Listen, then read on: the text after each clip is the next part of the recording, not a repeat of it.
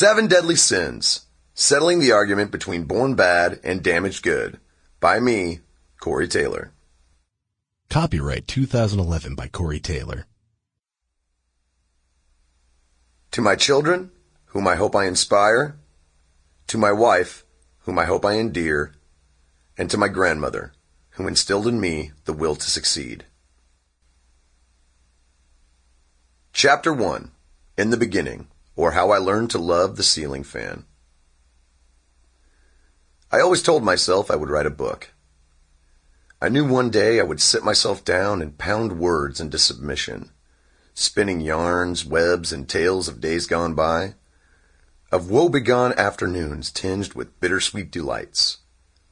I would hunch above the paper and weave in and out of fancy, hoping I would be the next Hunter S. Thompson, or at least somebody like Anonymous.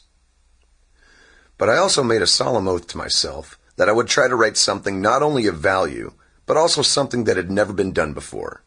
I wanted to do the unthinkable, bring to the world a whole new subtext, a wholly different genre. I wanted revolution at wood pulp. I wanted death in the sentence. I wanted to reinvent the word.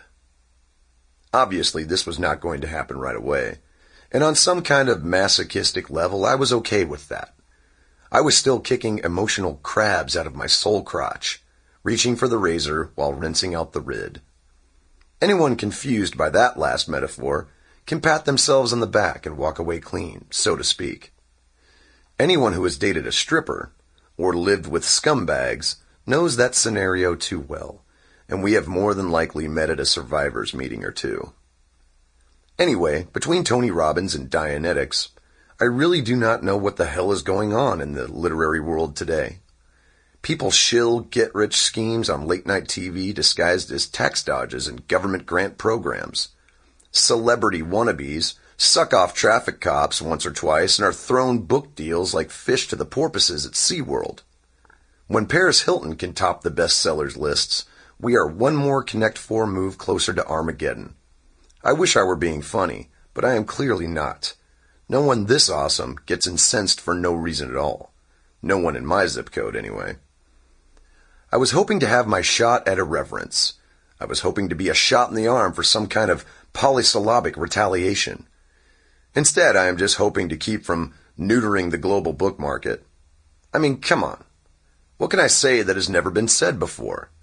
Between the Kennedys and the Royals, what could I possibly bring up that has never been uttered? Unless I plan on making up words, I might be lit out of shuck. Last time I checked, the written word has been around since those Celtic hippies put little crazy tree symbols on anything flat and called it Beowulf.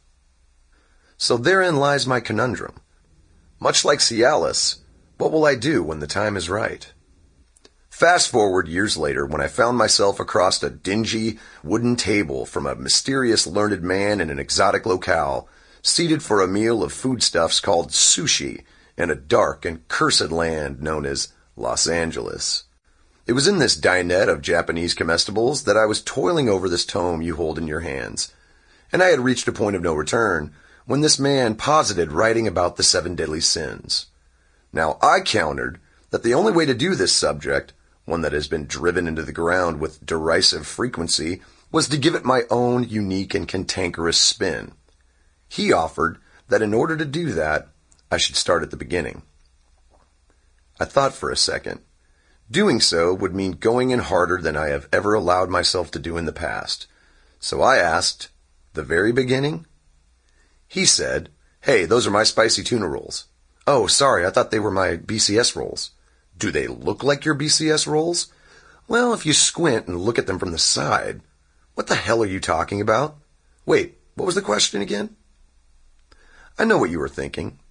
You were asking what that whole last exchange had to do with anything. Well, I will tell you, the very key to this whole disaster lies in that little tete-a-tete. For starters, they were indeed his spicy tuna rolls, and by fuck, do not forget it. But more importantly, it gave me a launch pad, an academic Cape Canaveral to blow my little Sputnik into the hearts of a world that might not be ready for this great big mouth. From the beginning, huh? Insert long dramatic sigh, and begin. For me, it all started one frigid... Sample complete. Ready to continue?